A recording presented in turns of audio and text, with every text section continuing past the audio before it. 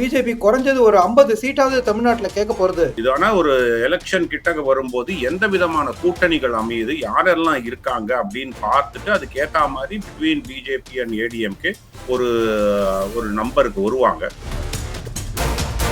Sir, DMK பொறுத்த வரைக்கும் they are இந்த வீக்கஸ்ட் விக்கெட்ல தான் இருக்காங்க. இதை வந்து வெளியில பயத்தை காமிச்சிக்காம ஒரு பிரேவ் ஃபேஸ போட்டுட்டு இருக்காங்க. கோயம்புத்தூர்ல ஒரு 10 நாளைக்கு முன்னாடி ஒரு வாரம் 10 நாளைக்கு முன்னாடி ஒரு பாலியல் வன்புணர்வு நடந்தது. அதிமுக ஆட்சியில் இப்படி ஒரு சம்பவம் நடந்திருந்தால் திமுக என்ன செய்திருக்கும்? எவ்ரி டிஸ்ட்ரிக்ட் ஹெட் குவார்டர்ஸ்ல ஒரு இது போயிருக்கும், ஒரு மெழுகுவர்த்தி ஊர்வலம் போயிருக்கும். அண்ணா யூனிவர்சிட்டி விவகாரத்துல யார் அந்த சாருன்னு எடுத்தாங்க, சஸ்டெயின் பண்ணல. அதுக்கப்புறம் என்னாச்சு? அது தமிழ்நாட்டை பொறுத்த வரைக்கும் திமுக நோஸ் வெரி வெல், காங்கிரஸ் இல்லாமல் அவரால் எலெக்ஷன் வின் பண்ண முடியாது. சீமான் தினம் எல்லா எலெக்ஷனும் சந்திச்சிட்டு இருக்காரு. வெற்றி தோல்வின்றதை விடுங்க, எந்த அளவுக்கு வாங்குறாங்கன்ட்டு அந்த ஒரு காங்கிரஸ் தனியா சந்திச்சிருக்கு, எலெக்ஷனை தனியா சந்திக்கணும்ன்ற தைரியம் இருக்கு. திமுக கிடையாது. அது கேரளாவிலிருந்து காங்கிரஸ்ல இருந்து ஏற்கனவே இந்த ஒரு வாரத்துக்கு முன்னாடி விஜயை சந்திச்சிருக்காங்க. இந்த மாதிரி கேரளாவோட விஜயோட ஒரு டைப் போடலாமான்ட்டு. விஜய் வந்து கேரளா ஒண்டி நம்ம வந்து வச்சுக்கலாங்க ஒரு அலையன்ஸ், இங்க எதிர்த்துக்கலான்ட்டு இருக்க மாட்டார். திமுக 2029 இவர்களுக்கு 10 சீட்டு கொடுக்க மாட்டாங்க. ஏன்னா கொடுத்த வேஸ்டியா, உனக்கு எதுக்கு நான் கொடுக்கணும்? அந்த 10 சீட்டை நானே வெற்றி பெற்றுட்டு போறேன். சோ தட் சென்டர்ல I will have more leverage. யார் இருந்தாலும் உனக்கு 5 சீட்டுக்கு மேல கொடுக்க மாட்டேன். கிட்டத்தட்ட ஒரு 35 லட்சம் வாக்காளர்கள் வந்து ஏதோ ஒரு மாற்றம் இருக்கு அப்படின்னு ஒரு செய்தி வருது. அப்ப எஸ்ஐஆர்ல 65 லட்சம் வாக்காளர்கள் அவர்கள் விலக்கப்பட்டதனால் நாங்கள் தோற்றோம் என்று சொல்றது எப்படின்னா, நொண்டி குதிரை சர்க்குனா சாக்குன்னு சொல்றதுதான். ராகுல் காந்தியினுடைய இந்த சோல் அப்படின்ற ஒரு ஜைப் வந்து 2019 எடுக்கல. சவுக்கிதார் சோர் ஹே அப்படின்னு எடுக்கவே இல்லை, எடுபடவே இல்லை மக்கள்கிட்ட. இப்ப வந்து ஓட் சோரின்னு ஆரம்பிச்சாரு, மக்கள்கிட்ட எடுபடவே இல்லை. இன்ஃபேக்ட் காங்கிரஸ் தலைவர்களே வந்து இது வந்து என்னப்பா அது வேஸ்ட் ப்ராபகண்டாவா இருக்குன்னாங்க.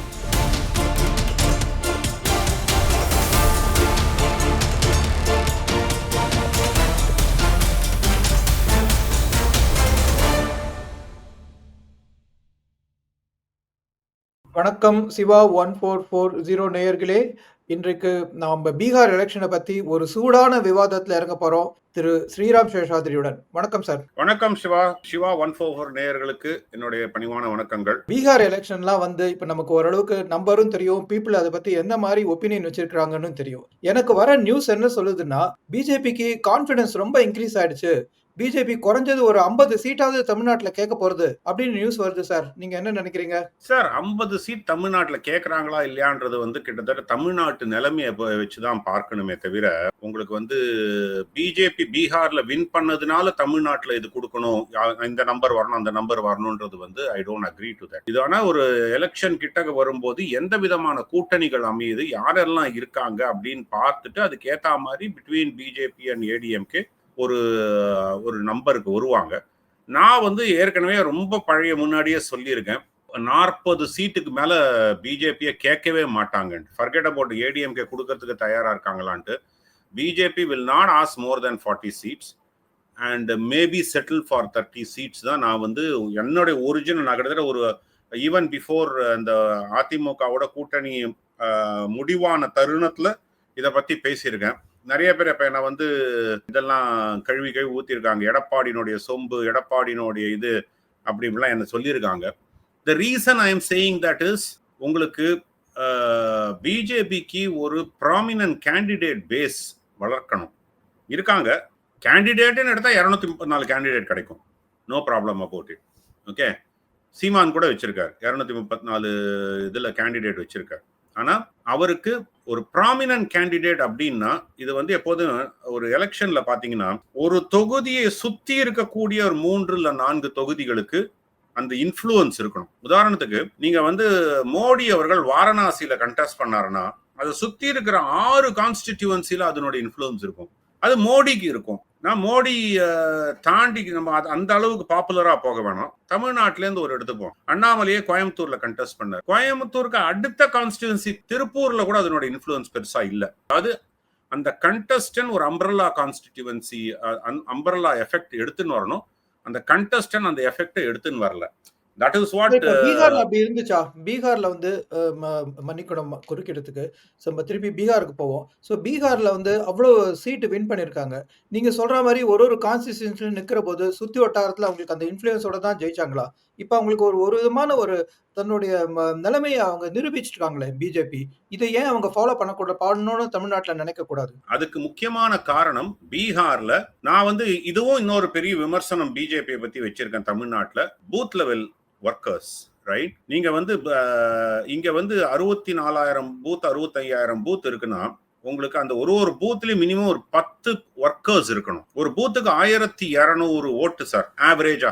கொஞ்சம் முன்ன பின்ன இருக்கும், 1100 இருக்கும், இன்னொன்று 1400 இருக்கும். ஒரு தோராயமா ஆவரேஜா 1200 ஓட்ஸ். நீங்க வந்து 100 ஓட்டுக்கு ஒரு ரெப்ரசன்டேட்டிவ் இருக்கணும். சரி, வளர்ற கட்சி, பெரிய அளவுல ஃபோர்ஸ் இல்லைன்னா 200 ஓட்டுக்கு ஒரு ரெப்ரசன்டேட்டிவ். இவங்க வேலை அந்த எலெக்ஷன் டே அன்னைக்கு இல்ல, இவங்க வேலை 24/7 365 days every year. அந்த மூவ்மெண்ட் ஆஃப் ஓட்டர்ஸ், இங்கேருந்து அவங்க வந்து வெளியூர் போயிருக்கலாம், வேலை செய்யலாம், அப்பா அம்மா அங்க இருப்பாங்க, பையன் வெளியூர்ல போய் வேலை செய்வான், அப்ப அவனுக்கு இங்க ஓட்டு இருக்குன்னா இங்க வரும் ஓட்டு போட வருவாரா? எனக்கு இந்த வீட்டுல இருந்து 15 ஓட்டு இருக்குங்க, இந்த 15 ஓட்டை நான் என்னுடைய பொறுப்பு நான் எடுத்துன்னு போய் போட வைக்கணும். இது நீங்க குஜராத்ல பார்க்கலாம், பீகார்ல பார்க்கலாம், உத்தரப்பிரதேஷ்ல பார்க்கலாம், மகாராஷ்டிரால பார்க்கலாம். பல இடங்கள்ல பிஜேபி வெற்றி பெறக்கூடிய கண்டினியூஸா வெற்றி பெறக்கூடிய மாநிலங்கள்ல பாத்தீங்கன்னா, உதாரணத்துக்கு சொல்ல போனா அமித்ஷா அவர்கள் குஜராத்ல போன முறை குஜராத்ல போய் வேலை செஞ்ச போது அவர் வந்து தன்னுடைய பூத் எங்க அவருடைய சின்ன வயசு காலங்கள்ல பூத் ஏஜென்டா இருந்தார் பாருங்க. அப்போ அவர் தன்னுடைய எந்த பூத்ல இருந்தாரோ அங்க போய் வேலை செஞ்சார். இன்ஃபேக்ட் அமித்ஷா அவர்களிடம் ஒருத்தர் கேட்ட போது, உங்களுக்கு நீங்க கட்சியில பல பதவிகள் வகிச்சிருக்கீங்க, உங்களுக்கு ரொம்ப விருப்பப்பட்டு நீங்க ரொம்ப மதிக்கக்கூடிய ஒரு மிகப்பெரிய ஒரு பதவி எது அப்படின்னு சொன்னாங்கன்னா, அவர் வந்து தன்னுடைய பிஜேபியினுடைய நேஷனல் பிரசிடென்ட் பதவி சொல்ல, அந்த பூத்துல பன்னா பிரமுக் அப்படின்ட்டு, அதாவது ஒரு அந்த வாக்காளர் புக் இருக்கு பாத்தீங்களா, அதுல ஒரு பேஜுக்கு ஒரு பிரமுக்குன்னு இருப்பாங்க, ஒரு ரெப்ரசன்டேட்டிவ். அந்த பன்னா பிரமுகா நான் இருந்ததுதான் எனக்கு மிகப்பெரிய ஒரு பதவியா இருந்தது. ஏன்னா அந்த பூத்துல நான் வெற்றி பெற வச்சேன். நான் எனக்கு கொடுக்கப்பட்டிருக்கக்கூடிய அந்த பூத்துல அந்த பன்னா அந்த வாக்காளர் பக்கத்துக்கு நான் பொறுப்பு. அனைவரும் கண்டினியூஸாக பாஜகவுக்கு வாக்களித்தார்கள். சோ இந்த அளவுக்கு நீங்க இருந்தீங்கன்னா அம்பரலா எஃபெக்ட் தேவையில்லை. அந்த மாதிரி நீங்க இல்லைன்னா you need to have an அம்பரலா effect. இதுதான் எலெக்ஷனை அணுகக்கூடிய முறை எனிவேர். நான் இங்கேன்னு சொல்ல, நீங்க அமெரிக்காலையும் இப்படிதான் அணுகி ஆகணும். எங்க எலெக்ஷன் அணுகினாலும் இது ஒரு 101 ஆஃப் எலெக்ஷன் மேனேஜ்மெண்ட். அது தமிழ்நாட்டில் இன்னும் பெரிய அளவுல வரல. பல ஆண்டுகளாக நானும் இதை பத்தி பேசிட்டு இருக்கேன், பல தலைவர்கிட்டையும் பேசிட்டு இருக்கேன். இது வரும் என்ற நம்பிக்கை எனக்கு இருக்கு, ஒரு நாள் வரும் அப்படின்ட்டு. சரி சார், நான் வந்து கேட்கறதுக்கு முன்னாடியே நீங்க அதை சொல்லிட்டீங்க. பீகார்ல வந்து ஒரு காரணியா நீங்க வந்து அவங்களுடைய ஒர்க் ஃபோர்ஸை வந்து நீங்க மென்ஷன் பண்றீங்க அப்படின்னு எடுத்துக்கிட்டா, இப்ப தமிழ்நாட்டுல அதுக்கு என்ன குறை? இப்ப அண்ணாமலையை மாத்தணும்னு நினைச்சாங்க, அண்ணாமலையை மாத்தி திரு நயினா நாகேந்திரன் வந்துட்டாரு. அவங்களுக்கு வேணுங்கிற கூட்டணி பண்ணணும் அப்படின்னு ஏடிஎம்கேயோட கூட்டணி பண்ணிட்டாங்க. இன்னும் அவங்களுக்கு என்ன வந்து வேணும்? என்ன கேடர் இல்லையா?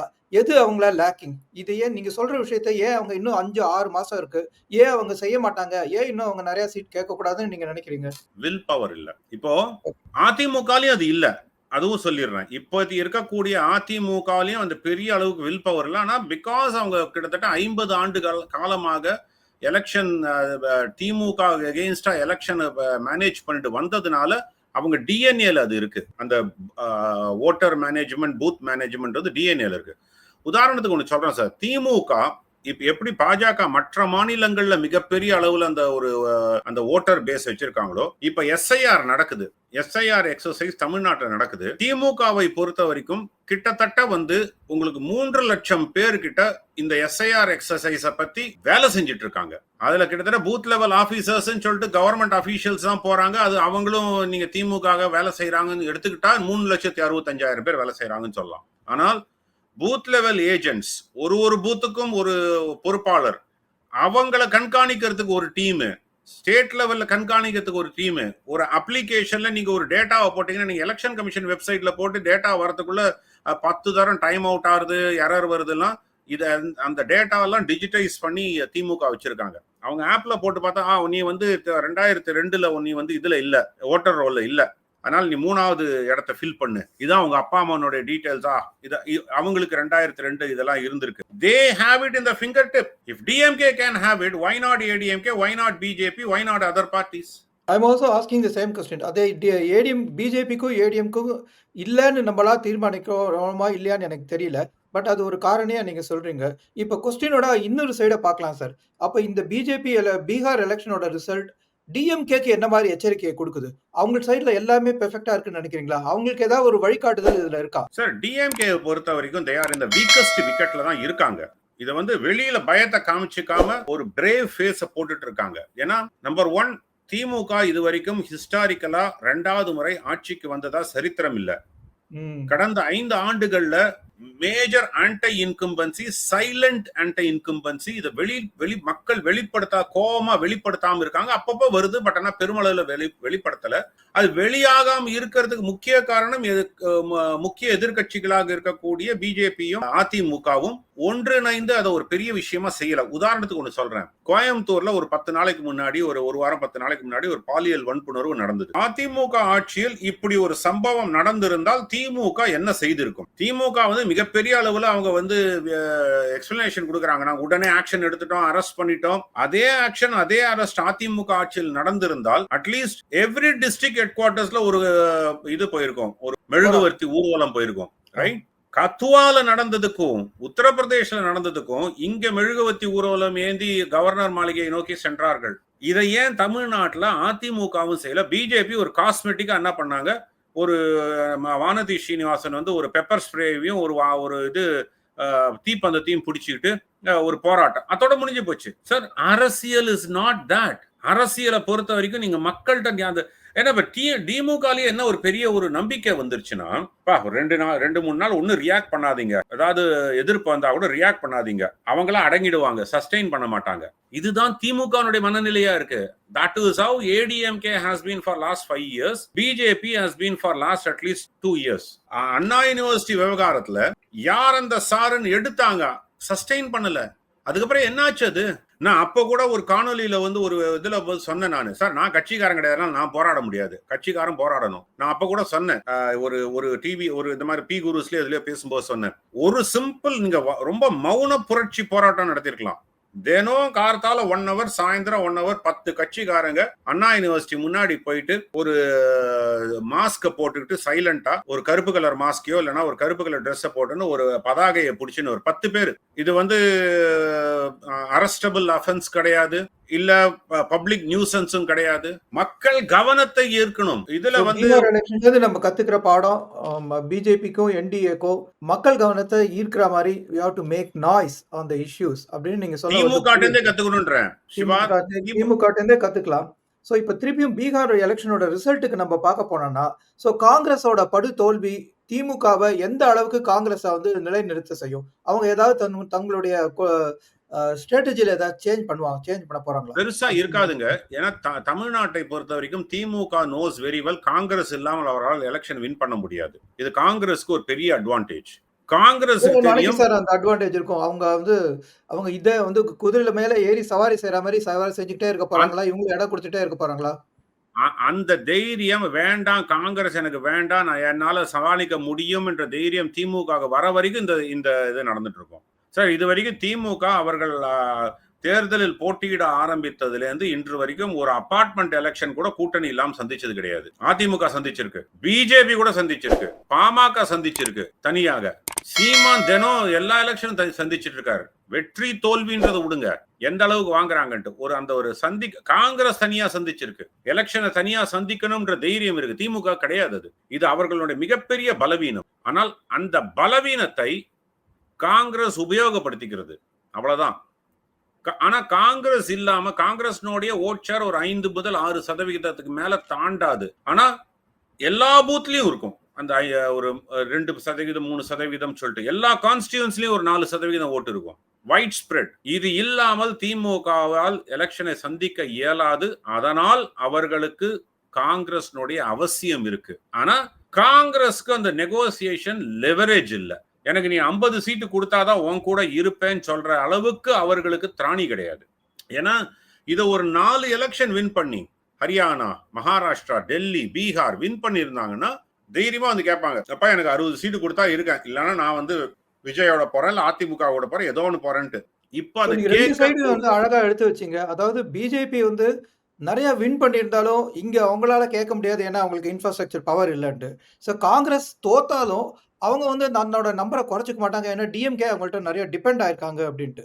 ஸோ அது வந்து 2 சைட் ஆஃப் த சேம் காயினா இப்ப நம்ம பார்க்குறோம். ஸோ இதுல வந்து எந்த விதமான மாற்றமும் இது பீகார் எலக்ஷன் வந்து தமிழ்நாட்டுல காஸ் பண்ண போறதில்ல. பண்ணும்னு எனக்கு ஒரு நம்பிக்கை இருக்கு.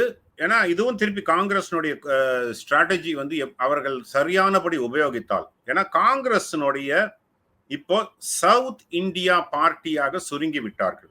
அதுவும் ம். தெலுங்கானா, கர்நாடகா, கேரளா, தமிழ்நாடு. ஆந்திரால அவங்க இல்ல. தமிழ்நாடு, பாண்டிச்சேரியும் எடுத்துக்கிட்டேன்னா 5 ஸ்டேட். இதுல ம். தமிழ்நாடும் பாண்டிச்சேரியும் திமுகவை நம்பிதான் இருக்காங்க. ஆனால் நீங்க அதையும் நீங்க எடுத்து விட்டீங்கன்னா, கர்நாடகா, தெலுங்கானா அண்ட் கேரளா 3 ஸ்டேட் பார்ட்டியாக சுருங்கி விட்டார்கள் சவுத் இந்தியால. அதுல வந்து பாத்தீங்கன்னா உங்களுக்கு கேரளாவில் கடந்த 2 முறை ஆட்சி அமைக்கவில்லை. 10 ஆண்டுகளாக எல்டிஎஃப் தான் ஆட்சி. ஆமா. இப்ப 3வது முறை அவர்களால் அந்த தோல்வியை எதிர்கொள்ள முடியுமா அப்படிங்கிறது ஒரு முக்கியமான கொஸ்டின். அங்கதான் வந்து விஜய்க்கு கேரளாவில் பல இது உண்டு, பேஸ் உண்டு, அவர்களுக்கு ஃபேன் பேஸ் உண்டு. சோ இத வந்து எக்ஸ்ப்ளோர் பண்றாங்க. ஓகே, கேரளாவில இருந்து காங்கிரஸ்ல இருந்து ஏற்கனவே இந்த ஒரு வாரத்துக்கு முன்னாடி விஜயை சந்திச்சிருக்காங்க. இந்த மாதிரி கேரளாவோட விஜயோட ஒரு டைப் போடலாமான்ட்டு. விஜய் வந்து கேரளா ஒண்டி நம்ம வந்து வச்சுக்கலாங்க ஒரு அலையன்ஸ், இங்க எதிர்த்துக்கலான்ட்டு இருக்க மாட்டார். ஓகே, ம். 2வது நிர்பந்தம் இதுக்கு விஜய்க்கு, அதாவது காங்கிரஸ்க்கு என்ன இருக்குன்னா, காங்கிரஸ்னுடைய ஓட் பேஸே கிறிஸ்துவ மைனாரிட்டி ஓட்டர் பேஸ் பெருமளவில் இருக்கு. ம். இஸ்லாமியர் மைனாரிட்டி பேஸ் இருந்தாலும் பெருமளவு அவளுக்கு, அதுவும் கன்னியாகுமரி வட்டத்துல எல்லாம் இருக்கிறது கூட, நீங்க இந்த கோஸ்டல் பெல்ட் முழுக்க பாத்தீங்கன்னா, கிட்டத்தட்ட காரைக்கால்ல இருந்து கீழே போற கோஸ்டல் பெல்ட் முழுக்க பாத்தீங்கன்னா காங்கிரஸ்னுடைய அந்த இது கிறிஸ்துவ பெல்ட் வந்து அவர்களுக்கு மிகப்பெரிய ஒரு ஆதரவு அளிக்கக்கூடிய இடம். அதனை Vijay lock stock and barrel ஆள்றார். அப்போ காங்கிரஸ் வில் பிகம் இன்சிக்னிபிகன்ட். அந்த ஓட் பேஸ லூஸ் பண்ணாங்கன்னா, இப்ப இருக்கக்கூடிய கொஞ்சம் லெவரேஜையும் திமுக வந்து இவர்களை நம்பி இருக்குன்ற சொன்ன பத்தி அந்த லெவரேஜும் போயிடும். ஸோ தமிழ்நாட்டில் தங்களுடைய வாக்கு சதவீதத்தை தக்க வைத்துக் கொள்ள, எனக்கு எலெக்ஷன்ல லூஸ் பண்ணி எனக்கு எம்எல்ஏ கிடைக்கலனாலும் பரவாயில்லைங்க, எனக்கு அந்த என்னுடைய ஓட்டர் பேஸை நான் தக்க வச்சுக்கிட்டேன்னா 2029ல நான் ஒரு பெரிய ஒரு ஏதாவது ஒரு கேட்க முடியும். அதே மாதிரி எனக்கு பாண்டிச்சேரியில காங்கிரஸ்க்கு ஒரு பேஸ் இருக்கு, ஆனா திமுக ஆதரவு இல்லாமல் அங்க அவர்கள் ஆட்சி அமைக்கவோ வின் பண்ணவோ முடியாது. அப்போ அங்க விஜய்க்கு ஒரு பெரிய ஆதரவு இருக்கு பாண்டிச்சேரியில. அப்ப அது நம்ம 2 பேர் சேர்ந்தா பாண்டிச்சேரி ஆஸ் அ ஸ்டேட் எனக்கு வந்தா கூட எக்ஸ்ட்ரா ஒரு ஸ்டேட் எனக்கு இருக்கு, அதனால பெரிய லாபம் இல்லை. சின்ன ஸ்டேட்னா கூட அது ஒரு நியூமரிக் நம்பர், சைக்கலாஜிக்கல் நம்பர். கேரளாவில் எனக்கு ஒரு மிகப்பெரிய ஒரு வாய்ப்பு உருவாவதற்கு உண்டான ஒரு ஆப்பர்ச்சுனிட்டி கிடைக்கும் இவருடைய ஃபேன் பேஸ்னால். அதுவும் இந்த அந்த இது வாட் யூ கால் அந்த பார்டர் டிஸ்ட்ரிக்ட்ஸ்ல இவர்களுக்கு ஒரு பெரிய வாய்ப்பை உண்டாக்கும். ஸோ இதெல்லாம் அண்ட் லாங் டேர்ம் திங்கிங்ல வரும்போது திமுக 2029 இவர்களுக்கு 10 சீட்டு கொடுக்க மாட்டாங்க. ஏன்னா கொடுத்த வேஸ்டியா, உனக்கு எதுக்கு நான் கொடுக்கணும், அந்த 10 சீட்டை நானே வெற்றி பெற்றுட்டு போறேன். சோ தட் சென்டர்ல I will have more leverage. யார் இருந்தாலும் உனக்கு 5 சீட்டுக்கு மேல கொடுக்க மாட்டேன். இப்ப 10 சீட்டு கொடுக்கறதா, அப்ப உனக்கு 5 சீட்டுக்கு மேல கொடுக்க மாட்டேன், இல்ல 2 சீட்டு தான் கொடுப்பேன், 2 இல்ல 3 தான் கொடுப்பேன். சோ இந்த லாங் டேர்ம் ஸ்ட்ராட்டஜியை பொறுத்த வரைக்கும் காங்கிரஸிற்கு திமுகவோட ஒரு ஒரு ட்ரை பண்ணி பார்க்கலாம், இன்னொரு ஒரு இதை ட்ரையல் அண்ட் எரர். ஏன்னா இது வந்து மேஜர் இது கிடையாது அவங்களுக்கு வந்து 2026 is not major election for them in Tamil Nadu. வேற கேரளாலயோ அசாம்லயோ இவர்களுக்கு மிகப்பெரிய எலெக்ஷன், தமிழ்நாட்டில் கிடையாது. வெஸ்ட் பெங்கால அவங்களுடைய எக்ஸிஸ்டன்ஸே இல்லை, மமதா பானர்ஜி அவங்களை கன்சிடர் கூட பண்ண மாட்டாங்க. ஸோ அப்ப கேரளா அதுல நம்ம வெற்றி பெறணும், தமிழ்நாட்டில் ஒரு எக்ஸ்பெரிமெண்ட் பண்ணி பார்க்கலாம். இந்த ஒரு மனநிலையில காங்கிரஸ் இருக்கிறதுனால இருக்காங்கன்றது எனக்கு தெரியும். ஆனா அதை புஷ் பண்ணுவாங்களா, அப்போ நீங்க வந்து விஜயோட ஒரு ஒரு எக்ஸ்பெரிமெண்ட் பண்ணி பார்க்கலாம், அது எப்படி இருக்குன்னு பார்க்கலாம். அந்த ஒரு ஆப்பர்ச்சுனிட்டி இருக்குன்னு சொல்றேன். அவங்க எடுத்துப்பாங்க, செய்வார்கள், இதெல்லாம் நான் சொல்ல வரல. பட் ஒரு போல் ஸ்ட்ராட்டஜிஸ்டா பார்க்கும்பொழுது ஒரு காங்கிரஸுக்கு ஒரு ஏதாவது ஒரு அறிவுரை சொல்லணும், ஆர் ஒரு ஆப்ஷன் என்ன இருக்கு அப்படின்னு பாத்தீங்கன்னா இந்த ஆப்ஷன் கண்டிப்பா இருக்குன்னு தான் நான் பார்க்கிறேன். Correct sir. ஸோ இந்த பீகார் எலெக்ஷன்ல இருந்து ஒரு விதமான வழிகாட்டுதல் வந்து எல்லா டைரக்ஷன்லயும் இருக்கு. அப்படிங்கிறத நம்ம 2 பேரும் வந்து இப்ப நிச்சயமா அத வந்து ஒரே பேஜ்ல இருக்கோம். ஸோ இப்ப நம்ம பார்த்தோம்னா, இன்னொரு முக்கியமான விஷயம் இந்த எஸ்ஐஆர். ஸோ இந்த ம். எஸ்ஐஆர் கரெக்ஷன்னால தான் பீகார்ல வந்து பெருமளவு தோல்வி ஏற்பட்டிருக்கு. அப்படின்னு நிச்சயமா ப்ரொஜெக்ஷன் ஆல்ரெடி ஆரம்பிச்சிருச்சு. இப்ப தமிழ்நாட்டிலயும் அது வந்து ரொம்ப மும்மரமா போகுது இந்த எஸ்ஐஆர். ஸோ இந்த திருத்தத்தினால கிட்டத்தட்ட ஒரு 35,00,000 வாக்காளர்கள் வந்து ஏதோ ஒரு மாற்றம் இருக்கு அப்படின்னு ஒரு செய்தி வருது. ஸோ இந்த இத நீங்க உண்மையா எந்த அளவுக்கு பார்க்குறீங்க? எஸ்ஐஆர் வந்து சரியான விதத்துல நடக்குதா?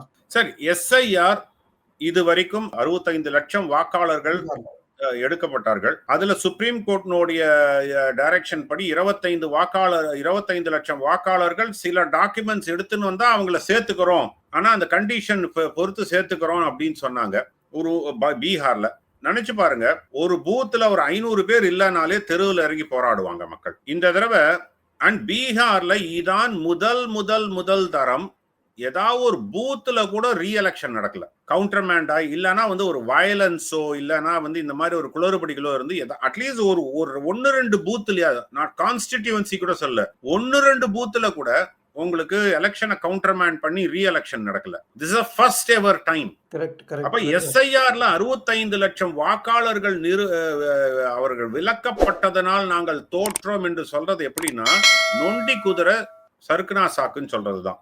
கரெக்ட். அவங்க வந்து இதுதான் போராடி இருக்கலாம். உண்மையான வாக்காளர்கள் வந்து தம் பேர ரிமூவ் பண்ணுதுன்னு சுப்ரீம் நெனச்சிருந்தா கோர்ட் ஒரு உங்களுக்கு போராட்டம். சுப்ரீம் கோர்ட் அவகாசம் கொடுத்தது. நீங்க வந்து இந்த மாதிரி உண்மையான வாக்காளர்கள் அவர்கள் பட்டியலிருந்து எடுக்கப்பட்டார்கள் என்று எடுத்துன்னு வாங்க, நாங்க இன்டர்ஃபியர் ஆறோம்னாங்க.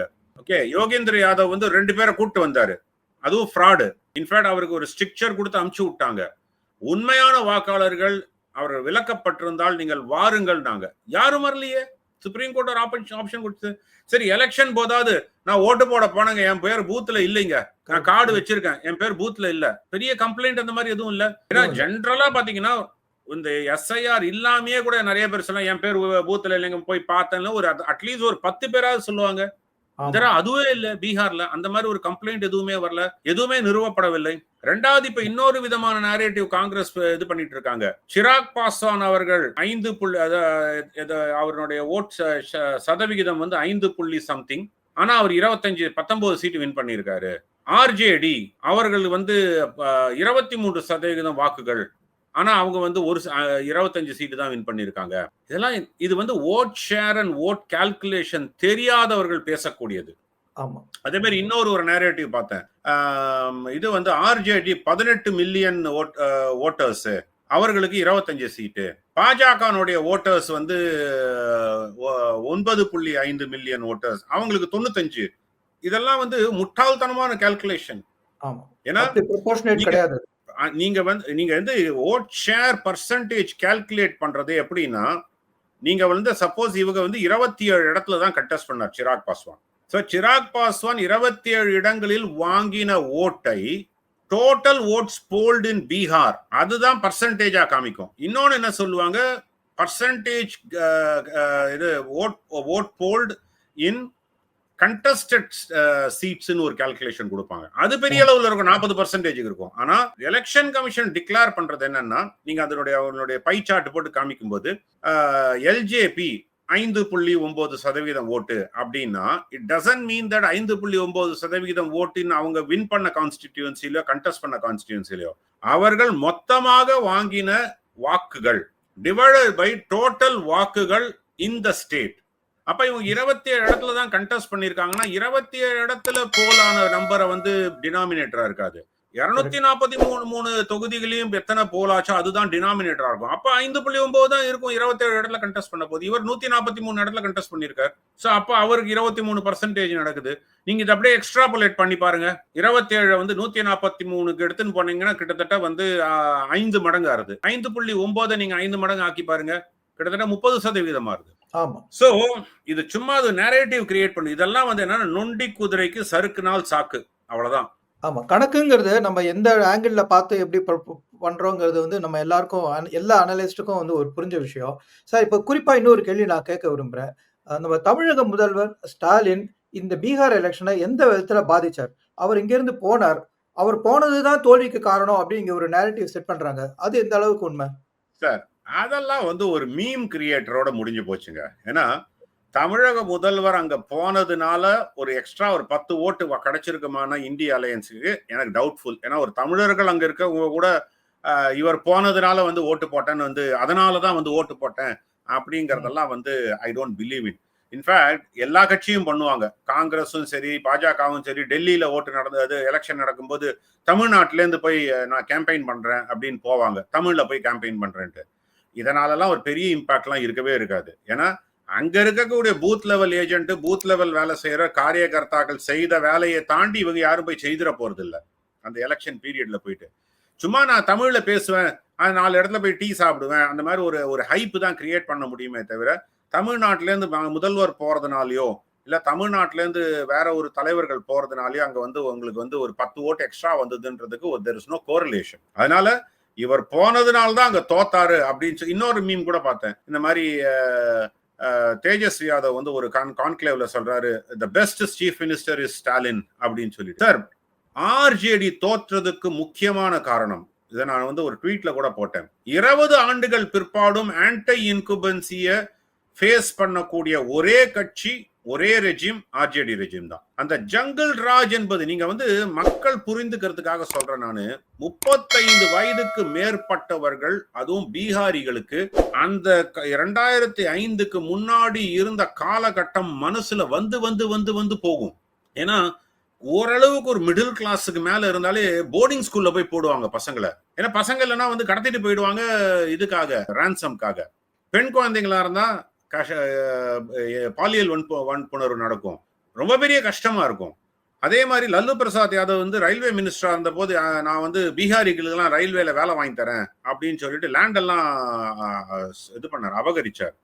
இப்போ தேஜஸ்வி யாதவ் வந்து நான் வந்து குடும்பத்துக்கு ஒரு கவர்மெண்ட் உத்தியோகம் தரேன் அப்படின்னு சொல்லிட்டு, குடும்பத்துக்கு ஒரு கவர்மெண்ட் உத்தியோகம் தான் இருக்க கொஞ்ச நெஞ்ச சொத்தும் போயிடும்ட்டு அவனுக்கு பயம் வந்திருக்கும். நிதிஷ்குமார் அவர்கள் வந்து 3 வருடங்கள் வந்து தேஜஸ்வி யாதவ் வந்து டெபுட்டி சீஃப் மினிஸ்டரா வச்சிருந்தார். அவரே கதறி இருக்காரு, என்னால அவனை கண்ட்ரோல் பண்ண முடியல. சோ 35 வயதுக்கு மேற்பட்டவர்களுக்கு இந்த ஜங்கிள் ராஜ்ன்றது ஞாபகம் இருக்கிறத திருப்பி மறுபடியும் மறந்து போனதை ஞாபகப்படுத்தி விட்டார். ஓகே, சோ முக்கியமான காரணம் 20 ஆண்டுகள் கழித்தும் லல்லு பிரசாத் யாதவனுடைய குடும்பத்தினுடைய ஆட்சி வந்தால் தங்களுக்கு ஒரு மிகப்பெரிய சவாலாக இருக்கும் என்று பீகார் மக்கள் நினைத்தார்கள். பாஜக கூட்டணிக்கு ஓட்டு போட்டார்கள். இதுல ஒரு அவேர்னஸ் ஆனா வந்திருக்கு, நீங்க பீகார் ஓட்டர்ஸ்க்கு வந்து சொல்லலாம். ஏன்னா நான் வந்து பீகார்ல நான் வந்து 2019க்கு முன்னாடி நிறைய அந்த பீரியட்ல நிறைய டூர் பண்ணிருக்கேன். அரசியல் அனுபவமும் அரசியல் முதிர்ச்சியும் அரசியல் அவேர்னஸும் பீகார் மக்களுக்கு மிகப்பெரிய அளவு. நம்ம இங்க கிண்டல் பண்ணுவோம், அவன் வந்து பானிபூரி வாலா, பீடா வாயன் அப்படி இப்படிலாம். அவனுடைய அரசியல் அறிவு தமிழ்நாட்டுல கூட கிடையாது, கர்நாடகால கிடையாது, கேரளால கிடையாது. அதனால இதெல்லாம் சொன்ன படித்த மாநிலங்கள், கேரளாவோ தமிழ்நாடோ கர்நாடகாவோ மகாராஷ்டிரால வந்து முன்னேறிய மாநிலங்கள். இவர்களை விட அவர்களுடைய அரசியல் ஞானம் ரொம்ப பெரியது. இன்டர்நேஷனல் அரசியலை பேசுவாங்க, அப்படிப்பட்ட ஞானம் உள்ளவர்கள். ஆனா தன் ஸ்டேட் வளரணும் என்று நினைத்தவர்கள் கிடையாது. 2005க்கு முன்னாடி அவர்கள் வந்து நான் தப்பிச்சு போய் நான் வந்து முன்னேறேன்னு சொல்லிட்டு கடுமையான உழைப்பாளிகள். வெளியில வந்து வெளி மாநிலங்கள்ல போய் மகாராஷ்டிராலயோ இல்லைன்னா கர்நாடகாலயோ தமிழ்நாட்டிலயோ வந்து வேலை செய்து உழைச்சு சம்பாதிக்க ஆரம்பிச்சாங்க. ஆனால் நிதிஷ்குமார் வந்த பிற்பாடு அவர் அந்த பெண்களை மிகப்பெரிய அளவுல கவர்ந்தார். மோடி அவர்கள் வந்த பிற்பாடு சார் ஸ்வச் பாரத் ஸ்கீமை நம்ம பல பேர் கிண்டல் பண்ணியிருக்காங்க, நிறைய இடத்துல பேசும்போது அது என்ன டாய்லெட் கட்டி கொடுத்தாங்க, இது விமன் எம்பவர்மெண்ட் பலருக்கு புரியறதுக்கே ரொம்ப நாள் ஆச்சு. மோடிக்கு புரிஞ்சுது. ஏன்னா 6 மணிக்கு முன்னாடி நீங்க வந்து இதுக்கு கற்கள் டாய்லெட் போகணும், அதாவது வெளிச்சம் வரத்துக்கு முன்னாடி. 6 மணிக்கு சாயந்தரம் அஸ்தமிச்ச பிற்பாடு தான் போகணும். அங்க நிறைய ஒதுங்கி போறதுனால வந்து அங்க வந்து பாலியல் வன்புணர்வு நடக்கும், பூச்சி பொட்டு இருக்கும், இருட்டுல லைட் வச்சுன்னு போக முடியாது, மழை காலங்கள்ல ஒரு பெரிய ஒரு பிரச்சனையா இருக்கும், வீடுகள்ல வந்து இது கிடையாது. இது தமிழ்நாட்டுல இருக்கிறவங்களுக்கு எல்லாம் புரியாது. ஏன்னா தமிழ்நாடு வளர்ந்த மாநிலம் இல்லைன்னு சொல்லல. தமிழ்நாட்டு மக்களை பொறுத்த வரைக்கும் வீட்டுக்கு பர்சனலா டாய்லெட் இல்லைன்னா கூட ஒரு ஊர்லயும் வந்து ஒரு கவர்மெண்ட் பப்ளிக் டாய்லெட்னு ஒண்ணு உண்டு, ஒரு ஊர்லயும் இருக்கும். பெருமளவுல நம்ம வந்து வீடுகள்ல இல்லாத ஊர்களும் இருந்தது. இப்ப எல்லா வீட்லயுமே இருக்கு. அது வேற விஷயம். எதுக்கு சொல்றேன்னா, அதனால நம்ம அந்த சஃபர் பண்ணது கிடையாது. அந்த லேடீஸ் சஃபர் பண்ணது கிடையாது. இன்னைக்கு லேடீஸ் போய் குத்துன்னு குத்துறாங்கன்னா இந்த 10,000 ரூபாய் உண்டி கிடையாது. அவர்களுடைய தன்மானத்தை காபந்து பண்ணி கொடுத்த மோடி, நிதிஷ்குமார் 20 ஆண்டுகளாக அவர்களுக்காக செய்த விஷயங்கள், அவர்களுடைய முன்னேற்றத்துக்காக செய்த விஷயங்கள், இதெல்லாம் அவங்களுக்கு மனசுல இருக்கு. அதெல்லாம் இதான் வந்து இந்த தடவை கூட ஓட்டு போடும்போது சொன்னாங்க, பிஜிலி சடக் பாணி, அதாவது மின்சாரம், ரோடு, வாட்டர், இதுவே வந்து பூர்த்தி செய்யாமல் இருந்தது. நிதிஷ்குமார் எல்லாம் பூர்த்தி செஞ்சிருக்காங்க, மோடி வந்து பூர்த்தி செஞ்சிருக்காங்க. அதையும் தாண்டி சேஃப்டி. நான்காவதாக ஒரு பல காமனர் சொன்னது இதான். ஏன்னா இது வந்து ஒரு மிகப்பெரிய அளவுல ஒரு மெசேஜை வந்து பீகாரிஸ் கொடுத்திருக்காங்க. அதனால இது வந்து இந்த ஓட் சோரியினால நடந்தது. இன்னொன்னு, ராகுல் காந்தியினுடைய இந்த சோர் அப்படின்ற ஒரு ஜைப் வந்து 2019 எடுக்கல. சவுக்கிதார் சோர் ஹே அப்படின்னாரு. எடுக்கவே இல்லை, எடுபடவே இல்லை மக்கள்கிட்ட. இப்ப வந்து ஓட் சோரின்னு ஆரம்பிச்சாரு. மக்கள்கிட்ட எடுபடவே இல்லை. இன்ஃபேக்ட் காங்கிரஸ் தலைவர்களே வந்து இது வந்து என்னப்பா அது வேஸ்ட் ப்ராபகண்டாவா இருக்குன்னாங்க.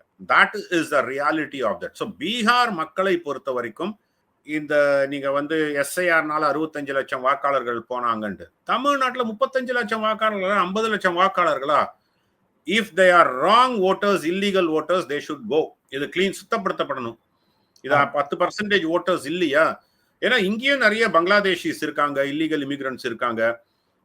ரோஹிங்கியாஸ் பெரிய அளவுல கிடையாது, பங்களாதேஷிஸ் நிறைய பேர் இருக்காங்கன்றது நமக்கு தெரியும். அட்லீஸ்ட் ஒரு லட்சக்கணக்கிலாவது இருக்காங்க, கோடிக்கணக்கில் இல்லைன்னா கூட. அதே மாதிரி நீங்க பாத்தீங்கன்னா பீகார்ல இருந்தோ உத்தரப்பிரதேஷ்ல இருந்தோ இங்க வந்து செட்டில் ஆன பேர் நிறைய பேர் இருக்காங்க. ராஜஸ்தான்ல இருந்து வந்தவங்க எல்லாம், அவங்க எல்லாம் இங்க ஓட்டு இல்லாம அங்க இருந்திருக்கும். அதெல்லாம் இப்ப டிரான்ஸ்பர் பண்ணி இங்க எடுத்துட்டு வரணும்னு பாக்குறாங்க. அதெல்லாம் நடக்கும். அண்ட் இறந்து போனவர்களுடைய இது வந்து இன்னும் இருக்கும். பொய் வாக்காளர்கள் அது நிறைய உண்டு. அது பல கோடி கணக்குல உண்டுன்றது வந்து தமிழ்நாட்டில் எப்போதுமே உண்டு. ஏன்னா எனக்கு தெரிஞ்ச நான் ஒரு காமனர்கிட்ட ஒரு 3 கார்டெல்லாம் பார்த்திருக்கேன். அதேனா வேற ஒரு அட்ரஸ், வேற ஒரு பூத். இன்னைக்கு தாவேகா தலைவர் விஜய் என்ன சொல்றாருன்னா, ஜென்சி ஓட்டர்ஸை வந்து ரிமூவ் பண்ணத்தான் இந்த எஸ்ஐஆர் அப்படிங்கிறாரு. அவருக்கு என்ன நீங்க பதில் கொடுக்க விரும்புறீங்க? புரிதல் இல்லாம பேசுறாங்க. ராகுல் காந்தி அங்க ஒரு ஜென்சி பத்தி பேசினாரு. ஜென்சி ரொம்ப கிளியரா சொல்லிட்டாங்க, யோ நாங்க வந்து இவங்களோட தான் இருக்கோம்ட்டு. விஜயை பொறுத்த வரைக்கும் இந்த ஜென்சின்றது உடனே வந்து அது ஒரு ஃபேஷனபிள் ஆயிடுச்சு தான் பாக்குறேன். ஜென்சி ஓட்டர் எப்படி எடுப்பாங்க? ஜென்சி ஓட்டர்ஸ், அதாவது 2000 ஆண்டுகளுக்கு பிற்பாடு பிறந்தவர்கள், முதல் முறை வாக்காளர்களாகவோ இல்ல மேபி 2வது முறை வாக்காளர், 2024 ஓட்டு போட்டிருக்கலாம், இப்போ 2ஆம் முறை வாக்காளர்களாக இருக்கலாம். அவர்கள்னா அவங்க அப்பா இங்க தானே இருந்திருக்காங்க, அதனுடைய ப்ரூஃப் இருக்குல்ல. இன்னொன்னு ரொம்ப கிளீனா சொல்லிட்டாங்க, எதுவுமே இல்லையா, உனக்கு அந்த பழைய டீடைல்ஸ் எல்லாம் தெரியலையா, அதை பிளாங்கா விட்டுருங்க, ஒன்ட்ட வரோம் நாங்க, will come and ask you for a proof. நீ வந்து பாஸ்போர்ட்டை கொடு, எடுத்துக்கிறேன், சிட்டிசன்ஷிப் ப்ரூஃப் கொடு, 13 விதமான டாக்குமெண்ட்ஸ் இருக்கு. நோபடி, எலெக்ஷன் கமிஷன் யாரையும் நான் உன்னை வாக்காளர்களை தூக்கி எறிய போறேன்னு சொல்லல, உனக்கு ஆப்பர்ச்சுனிட்டி தரேன். டிசம்பர் மாசம் ஃபர்ஸ்ட் லிஸ்ட் வரும், பிப்ரவரி செகண்ட் லிஸ்ட் வரும், ஜனவரியில செகண்ட் லிஸ்ட் வரும், பிப்ரவரியில தேர்ட் லிஸ்ட் வரும். இன்க்ளூட் பண்றது உங்களுக்கு வாய்ப்புகள் இருக்கு. இது எல்லாத்தையும் நான் தூங்கிட்டு அதுக்கப்புறம் மே மாசத்துல வந்து எனக்கு ஓட்டுக்கு போகும்போது எனக்கு வந்து ஓட்டு இல்லை அப்படின்னு சொன்னீங்கன்னா that is your fault. Correct sir, correct. So ரொம்ப நீங்க அழகா எக்ஸ்பிளைன் பண்ணீங்க. இன்னும் ஒரே ஒரு கேள்வி இருக்கு. அந்த கேள்வி நம்ம டீட்டெயிலா நம்ம ஃபர்தர் டிஸ்கஷன்ல பார்ப்போம். பட் ஒரே ஒரு தடவை உங்கள்கிட்ட கேட்கவும் விரும்புறேன். ஸோ இப்போ இந்த மாநில இஷ்யூஸ் தான் பீகாரை வந்து வெற்றி அடைய செய்திருக்க என்டிஏவை அப்படின்னு வச்சுட்டான்னா, என்டிஏல இருக்கிற அந்த ஒற்றுமை, தேசிய இந்துத்துவ, இந்த மாதிரி ஒருமைப்பாடு வந்து கூட்டணியில எந்த அளவுக்கு ரிஃப்ளெக்ட் ஆக போகுது இனிமே எதிர்வர எலெக்ஷன்ல? அது இந்த கொள்கையெல்லாம் அவங்க வச்சுப்பாங்களா? இப்போ வந்து நெக்ஸ்ட் வெஸ்ட் பெங்கால் அப்படின்னு இன்னைக்கு பிஎம் சொல்லியிருக்காரு. ஸோ இந்த தேசிய கொள்கைகளை வச்சுட்டு அவங்க போவாங்களா, இல்லாட்டி மாநில இஷ்யூவை வச்சுதான் அவங்க வந்து இந்த எலெக்ஷன்ஸை சந்திக்க போறாங்களா? அதாவது பிஜேபியோ காங்கிரஸோ பல ஆண்டுகளாக ஸ்டேட் எலெக்ஷனையும் நேஷனல் அஜெண்டால தான் அப்ரோச் பண்ணியிருக்காங்க. பட் பிஜேபி அதை மாறி ரொம்ப ஆண்டுகள் ஆச்சு. லோக்கல் எலெக்ஷனுக்கு லோக்கல் இஷ்யூஸ் தான் பேசுறது, நேஷனல் எலெக்ஷனுக்கு நேஷனல் இஷ்யூ தான் பேசுறது. காங்கிரஸ் இன்னும் அந்த மனநிலையை தாண்டி வெளில வரல. அவர்கள் ஸ்டில் தே திங்க் தட் நான் வந்து நாட்டுக்கு ராஜான்ற மாதிரி தான் யோசிக்கிறாங்க. அதனால தான் வந்து லோக்கல் இஷ்யூ தேஜஸ்வி யாதவ் வந்து, அதாவது பிரசாந்த் கிஷோர் அருமையான பிளாட்ஃபார்ம் எடுத்துன்னு வந்தார். வேலையில்லா திண்டாட்டம், வெளி மாநிலங்களுக்கு போய் நம்ம பீகாரிகள் வேலை செய்கிறாள், இங்கேயே ஏன் இந்த டெவலப்மெண்ட் வரல, இதெல்லாம் கேட்டார். அதை தேஜஸ்வி யாதவ் அடுத்த லெவலுக்கு மாஸ் மூவ்மெண்டா எடுத்துட்டு போனார். ராகுல் காந்தி வந்து என்ன பண்ணார், யூத் ஐக்கான்னு பேரு, என்னத்த பண்ணார், ஓட்சோரின்னு பேசி ஒரு ஏதோ ஓட்சோரி யாத்ரான்னு ஏதோ நடத்தினார், ஏதோ பண்ணாரு. அப்படியே அந்த அந்த அந்த நேரேட்டிவ் பில்ட் ஆனதெல்லாம் தகர்த்துட்டு போயிட்டார். So connect with the people வேணும். பிஜேபியை பொறுத்த வரைக்கும் கனெக்ட் வித் த பீப்புள். அவங்க நேத்திக்கு ஒரு நாள் என்ஜாய் பண்ணாங்க சென்ட்ரல் தலைவர்கள். பீகார்ல வின் பண்ணிட்டோம், சந்தோஷம், செலிப்ரேட் பண்ணோம். நேத்திக்கு ராத்திரியே வந்து வெஸ்ட் பெங்கால்ல வேலையை ஆரம்பிச்சிட்டாங்க. அதுக்கு முன்னாடியில இருந்து பண்ணிட்டு இருக்காங்க லோக்கல் ஆளுங்க. பட் நேத்திக்கு ராத்திரியிலிருந்து வெஸ்ட் பெங்கால்ல ஸ்ட்ராட்டஜிக்கு இறங்கியாச்சு. அமித்ஷா அவர்கள் தமிழ்நாட்டு ஸ்ட்ராட்டஜிக்கு இறங்கிடுவார். ஸோ அவங்க வந்து they are 24/7 365 days election machinery. இதை நீங்க அவங்களுடைய டிஎன்ஏல இருந்து எடுக்கவே முடியாது. எலெக்ஷனுக்காக ஒண்டிதான் வேலை செய்வாங்க. சார், வெஸ்ட் பெங்கால்ல மம்தா பானர்ஜி கையால அடி வாங்கி மானபங்கப்படுத்தப்பட்டு வன்கொடுமை செய்யப்பட்டு கொலை செய்யப்பட்ட பிற்பாடும் 2024 ரிசரெக்ட் வந்து காரியகர்த்தா சேர்ந்து வந்து நின்றாங்க. That is karyakarta. வெஸ்ட் பெங்கால்ல ஒரு படம் பார்த்தேன், நான் ஒரு பிக்சர் பார்த்தேன். இந்த SIR exercise booth level agent வந்து 2 மாத கை குழந்தையை வந்து ஒரு பெண்ணு வந்து முதுகுல கட்டிக்கிட்டு போயிட்டு அந்த ஒரு பூத் லெவல் வேலையை பார்க்க போறாங்க. That is காரியகர்த்தா. அந்த அளவுக்கு காரியகர்த்தாவுடைய வேகம் இருந்தால்தான் ஒரு மாநிலத்தில் ஆட்சி அமைக்க முடியும். அது வெஸ்ட் பெங்கால்ல இருக்கு, அஸ்ஸாம்ல இருக்கு, பீகார்ல இருக்கு, தமிழ்நாட்டுல சில இடங்கள்ல இருக்கு. I can say, I'm not saying தமிழ்நாட்டுல வந்து எங்கேயுமே கிடையாதுன்னு சொல்ல, சில இடங்கள்ல இருக்கு. கன்னியாகுமரி மாவட்டத்துல போனீங்கன்னா நீங்க அடிச்சுக்க முடியாது அவங்கள, காரியகர்த்தானுடைய வேகத்தை. நல்லா வைப்ரண்டா இருக்கும். கொங்கு மண்டலத்துல போனீங்கன்னா வைப்ரண்டா இருக்கும். சென்னையில சில இடங்கள்ல பாக்கெட்ஸ்ல இருக்கும். பட் இதெல்லாம் ஒரு bits and pieces of pockets, not a wide spread phenomena இந்த state. So thank you sir. So இவ்வளோ நேரம் வந்து இவங்களோட இணைஞ்சு ஒரு காரசாரமான விவாதத்தை கொடுத்துருக்கீங்க. நம்ம மீண்டும் சந்திப்போம். இன்னும் டிஸ்கஸ் பண்ணுறதுக்கு நிறைய விஷயம் இருக்கு. நேயர்களே, நன்றி.